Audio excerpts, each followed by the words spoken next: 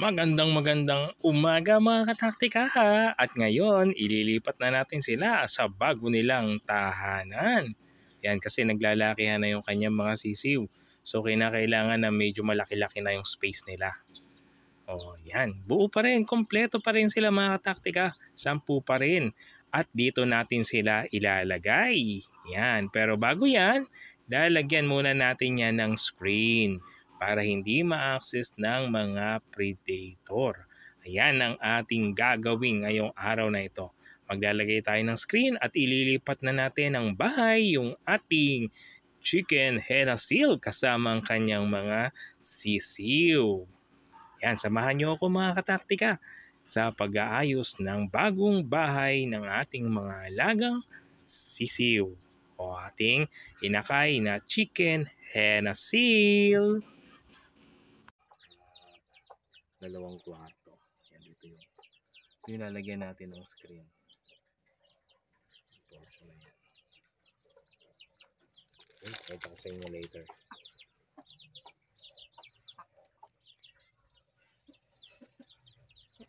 Ito yung gagamit natin. Yung screen.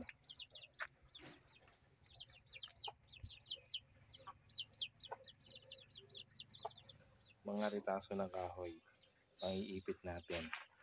Ayan, ito tayo kukuha.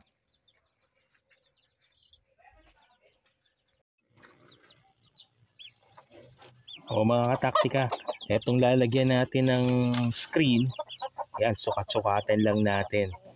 Para malaman natin yung saktong sukat ng ilalagay natin ng mga kahoy na pang-ipit. Kuhanin natin yung pataas niya at yung pabalagpag. So lahat ng mga dugtungan ng screen natin, iipitan natin ng kahoy. Yung kahoy, yung pinakita ko sa inyo kanina, yung ritaso galing sa mga panugusat o sa pistisan. At ngayon, ipitan na natin. Yan. So, nakita natin, ito yung gagamitin natin na kahoy, and then tatalian natin yan ng alambre. So yung gagamitin natin na alambre mga kataktika, yung sakto lang, hindi masyadong makapal. Sakto lang na pantali para hindi tayo mahirapan din pagpilipit ng mga alambre. Yan. So ang gagawin natin, kailangan connect natin lahat yan na walang dadaanan ang mga predator.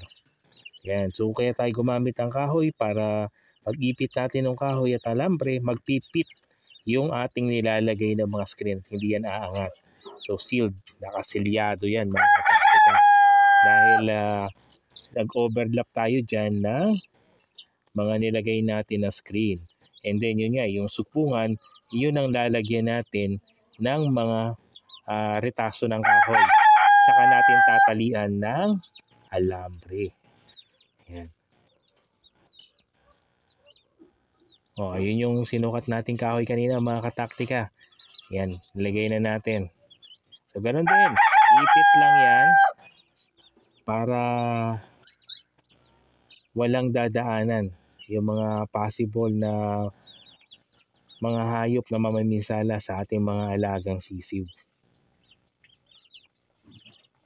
Kasi matibay na yung ating mga manok dahil maganda yung ginagamit natin na mixture na kanilang mga pagkain.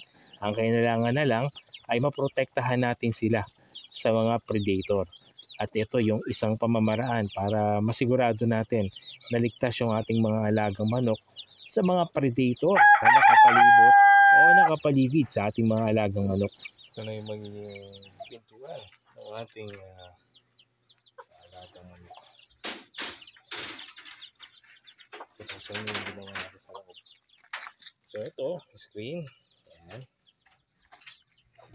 Ayan. Nilagyan natin pang ipit sa baba. Yan, naka-screen yan. Yung gilid.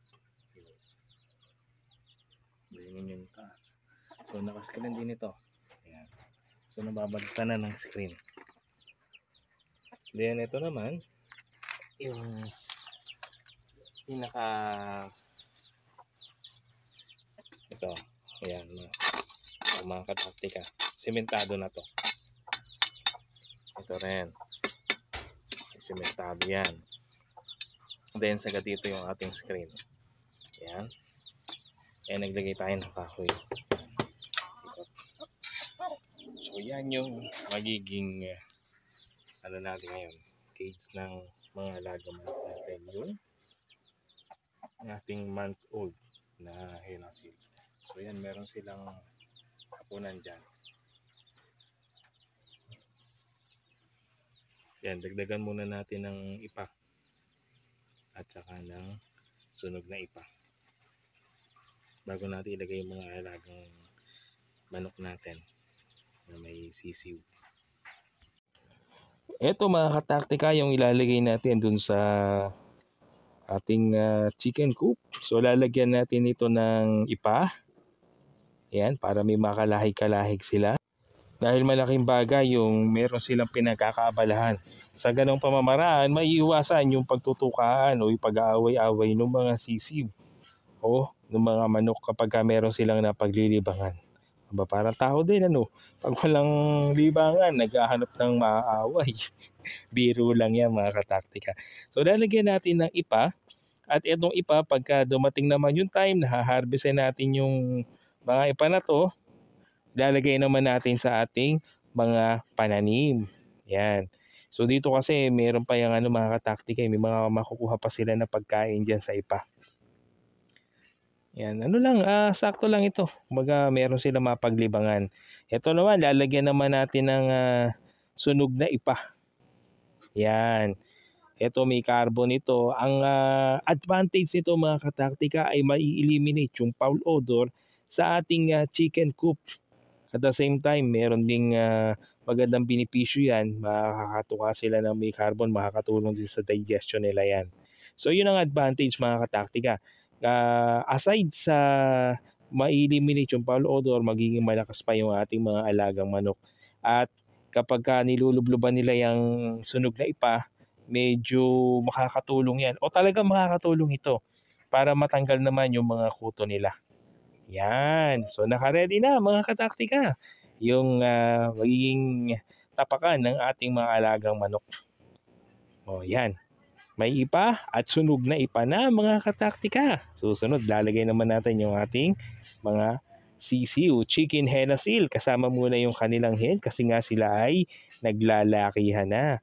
So dito uli sila. O ito na mga kataktika, yung ating inakayan o inakain ng mga Henosil kasama yung kanilang inahin. Yan. So tignan nyo mga kataktika, ilalagay natin yung cage nila dito. Tignan nyo kung paano sila lalabas. Anong pamamaraan o taktika ang gagamitin natin para sila ay mabilis na makalipat sa kanilang bagong tahanan.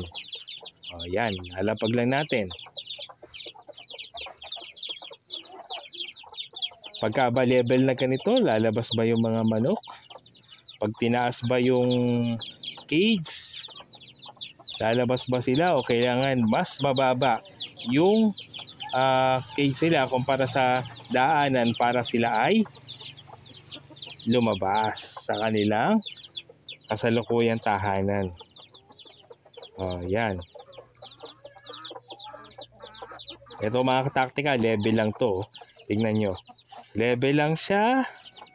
Oh, parang nag-aalangan pa yung ating inahin, oh. Oh. Nag-aalangan pa siya na lumabas. Level lang 'yan, naka-level lang. Oh. Yan. Lalabas na ba? Aba. Oh, natakot pa siya. Munti ka na yata siyang mahulog, aba. Alayin nyo, manok na may pakpak, natakot mahulog. Oh, yan.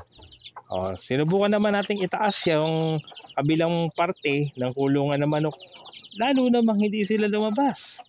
Oh, doon sila pumunta sa portion na mas mataas. Oh, yan, oh, tingnan nyo, oh. So kung saan yung portion na mas mataas, doon sila pumupunta mga kataktika. Okay, dahil ayaw talaga. Ayaw pa nilang lumipat kasi parang natatakot sila dahil tinaas na natin. Ayaw. Oh, di ba mga taktika kanina? Naka-level lang, hindi rin sila bumaba, nag-alangan. Ngayon, itinaas natin yung kabilang side. Hindi rin sila lumabas. Oh, wala. Ayaw talaga. At ano sila, ang instinct nila, pupunta sila sa lugar kung saan yung mataas. O, itong gagawin natin. Ibababa natin yung likuran ng kulungan ng manok at nakaangat dyan yung entrada o yung labasan ng ating mga alagang manok. Alam na natin kung saan ang mas mataas na portion, doon pumupunta yung ating mga alagang manok. O yan o, nag-iipon na sila dyan.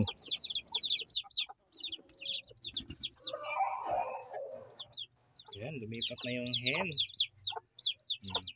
Masisiw na lang, hindi pa sumusunod.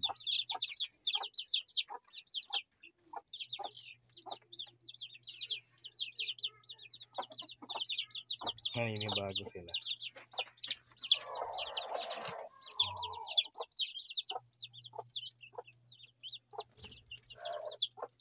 Yung dalawa na doon.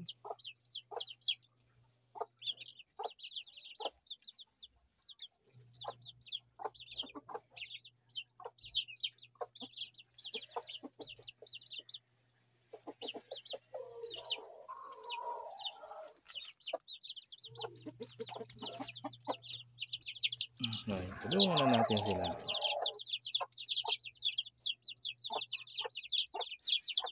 Ayan, nandiyan na sila. Mga taktika. Yan, welcome to your new home. Ayun, nakita nyo yung rooster natin, mga kataktika. Yung ating hen asil ng batch 3. Ito na yung kanilang mga anak. Ayan, kasama itong hen ng ating batch 4. So mga kataktika, tagumpay yung ating pag-aalaga ng sisiw dito. Nilagay natin sila nung sila ay lumabas sa kanilang eggshell dun sa cage na naka-double walling. So yung nasa loob nun, yung ritaso ng kahoy, tapos binalutan natin ng screen. At ngayon nga, nilagay natin sila sa panibago nilang bahay kung saan naka-screen yung buong bahay. Naka-steel matting and then merong screen para siguradong hindi sila mapipinsala ng mga predator. So don't forget to like, share, and subscribe. At sana inaibigan nyo ito, mga kataktika. Update sa ating hen asil. Ito yung batch 5, crossbreed ng batch 3 at batch 4 hen and rooster.